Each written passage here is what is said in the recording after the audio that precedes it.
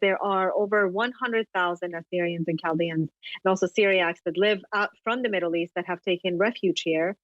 And this means a lot. It means differently to us when anyone talks about destroying the church, looting the church, setting the church on fire, or raising the church. That only reminds of us of what Al Qaeda and what ISIS did in Iraq and Syria, and what the Islamic Republic of Iran is doing by closing down our churches there. This is for us really. It's an abomination for us to, if this really indeed is true, it's a scary fact. Well, Juliana, Juliana, it's sad and it's true. We've had de Blasio in New York, Governor Pritzker in Illinois, both say that they would raise churches to the ground. We have what I would call their allies in Antifa, which is American ISIS. I used to try to explain to my friends that ISIS is not related to Islam at all. There are Muslim extremists, but ISIS, they're just gangs of violent criminals. And if we were to see a breakdown in society in the United States, we would see similar gangs of violent criminals. And I see Antifa is really, they have the potential of growing into something as violent as ISIS.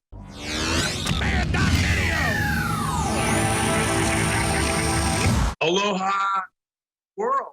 My name is Jason Jones, coming to you not from my office today, but from my kids' homeschool room on the west side of Oahu. And I love InfoWars. That Hotep Jesus, who is that guy? One of the best men I've ever heard talk in my life. And that's who you find on Infowars.com. And that's who this audience is. For me, to talk to you in the midst of this crisis is a great honor, because this is the most important audience in the world. I know right now there are young people who are out on the streets looting. But you think you might have been duped or tricked, and you want to know what's really going on. So you peek in at InfoWars. I see you peeking in. Right now, there are police officers and members of the National Guard wanting to know what is really going on here, and you are watching InfoWars. And there are patriots across the country, and there are people who love liberty across the world. And so for me to talk to you is quite a privilege. Through my organization, Movie to Movement, we run a program called the Vulnerable People Project. And what we seek to do is use our connections in government, in politics, in media to advance the interest of the vulnerable, from the child in the womb to the child in Chinese-occupied East Turkestan to the Chaldeans and Assyrian Christians in Iraq and Syria. And we do these calls every Friday. And last week on the call, I talked to Juliana Taimoorazy, who is an Assyrian Christian from Iran who works in Iraq. And I said, I need to have you on InfoWars. I need to have you on the Alex Jones Show, because the Christians in the Middle East, in Iraq, just survived ISIS. And now we're going to have a global food shortage. And there's already hunger creeping across India, from Bangladesh, India, across the Middle East into Africa. And so these vulnerable communities and conflict zones, we need to have you on. So Juliana, welcome to the show. But I'm going to pivot on you. Good to see you. Nice to see you. Thank you for having me on. Well, Juliana, you're a hero of mine. You escaped from Iran as a young teenager, came to the United States. You didn't forget where you came from, and you've been a consistent advocate for the persecuted church in the Middle East, and especially in Iraq as an Assyrian Christian. We were going to talk about the plight of Christians in the Middle East today, but the world has erupted since our conference call last week. And what I want to talk to you about is President Trump. We want to talk about justice, social justice. Justice is doing your responsibility, amending for what you've done wrong. And President Trump is being attacked this week because he went to a church, held up a Bible, and then he went to the shrine of St. John Paul II and then committed $50 million in support for persecuted Christians in Iraq, a country that we destroyed, that we invaded and then left. So in the midst of everyone screaming justice, President Trump is trying to do an act of reparations to support communities made vulnerable by our war and our failed foreign policy, and he's being attacked. How, as an Assyrian Christian, does this, what would you say to this? Well, first of all, There's so much to say, Jason. There's so much to say. I don't know if there was ever another president that stood as much as he has for the rights of the Assyrians in Iraq and also the Chaldeans in Syria. So, and starting with this administration, what has been done is they've redirected the government. The U.S. government has redirected aid being given directly to the churches on the ground, to the organizations on the ground that are indigenous to Iraq and that have served for decades, the persecuted church there, including my own organization that partners with these people on the ground. So there has been a real change that this administration has brought forth. The $50 million that you mentioned, as you spoke of, the executive order was signed, and we're grateful for that, for international religious freedom, domestically and foreign. And the $50 million was not only allocated for the Iraqi Christians, but I think it's for all of the foreign policies, to look at those foreign policies that impact religious freedom abroad. So I wanted to make that correction, but we're really grateful. We're really grateful for what is being done today, but there's so much more that needs to get done, because really Iraq has been completely destroyed with the with the U.S. intervention in Iraq, and there's so much work to do. And I'm so happy to be here to be able to inform your audience about our existence. First of all, that the Assyrians exist still from the Old Testament. A lot of people think that we're dissipated, we've disappeared, but there are about 3 million of us left in the world.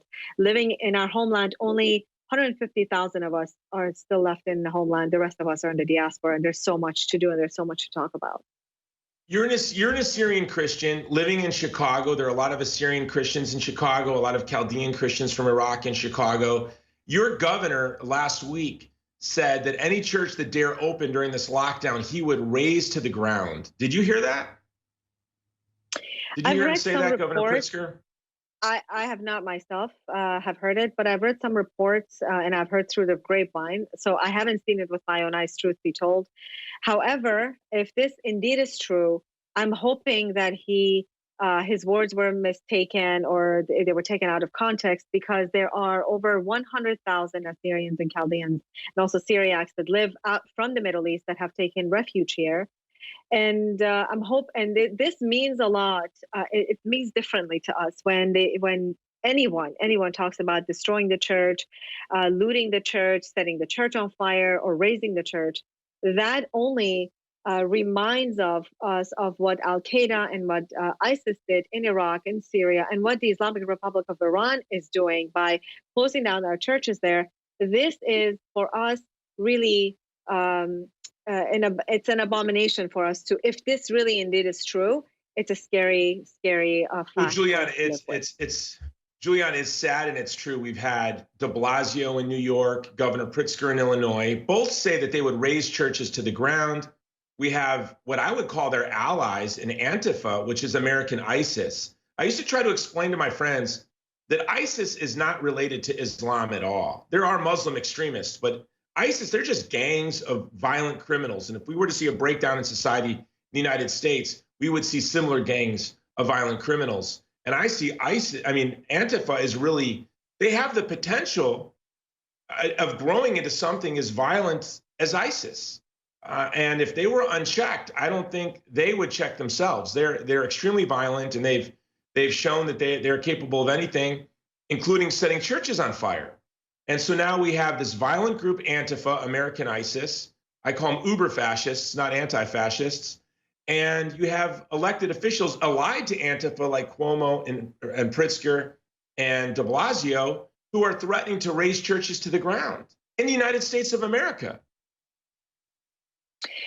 I came to this country 30 years ago as a refugee, as a legal refugee. So the America that I came to 30 years ago is quite different than the America that I live in today, which is quite very serious and very scary to me. I can't tell you how many of my community members who have taken refuge in America, they say, where are we going to go? This was going to be our homeland, because our homeland has been taken away from us in northern Iraq. And here we are. Where are we going to go after this? If our religious freedom is going to be, yes. We have 30 seconds. We're not going anywhere. We're fighting for our country. My ancestors came before yours. You came here. You and I are going to fight for our posterity. We're not going anywhere. We're going to save this republic. The InfoWars audience is the tip of that spear. How do people follow you and support the church in Iraq? IraqiChristianRelief.org, IraqiChristianRelief.org. Please help us. We cannot serve the persecuted church without you. And on Facebook as well, Iraqi Christian Relief Council. Thank you, Juliana. Thank you.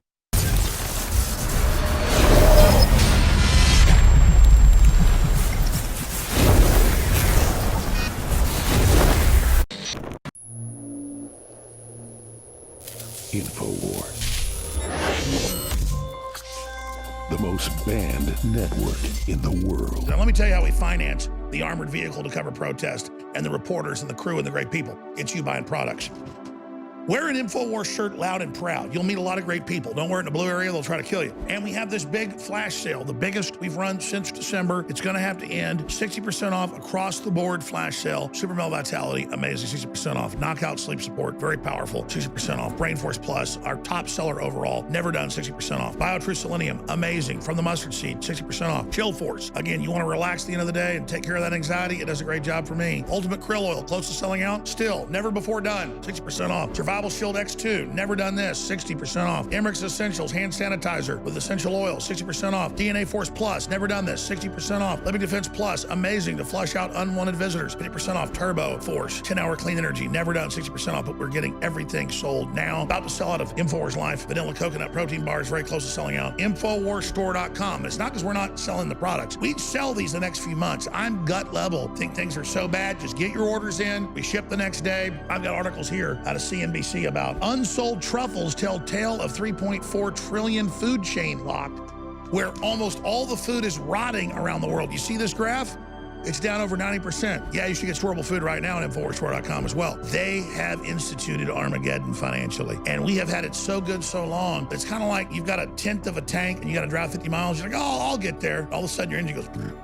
The engine is running out, folks. We didn't make it. Okay, so it's a crash landing, and all I'm telling you is get your storable foods, get your supplements, get your water filtration. If you want to wear an InfoWars shirt during the revolution, I'm not sure in 3-4 months we're going to be here for you to get this. I mean, definitely I'll be sending emergency videos to everybody that signed up for the free email at InfoWars.com/newsletter. But seriously, that's the only way you're going to be able to talk to us. This is total end of days insanity. This is the New World Order's major move. This is like nothing before you've seen. You need to get your storable foods now. You need to get the supplements, 60% off now. We're probably going to beat this. We're probably going to turn the corner. I'd give it about a 60% chance we're going to win. And then we're still in a bad situation.